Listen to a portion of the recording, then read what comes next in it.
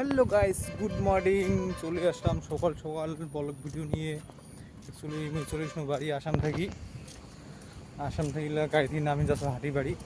Actually কি মোক নামি নাকি মোক নামে দিকে তিস্তার ব্রিজত মুইও ভূমি করছুম আর বৃষ্টি করছিল। এমনিও ইয়ে করো নাই, তাই ট্রেন থেকে কন্ট্রাক্টর দেখায় নেই।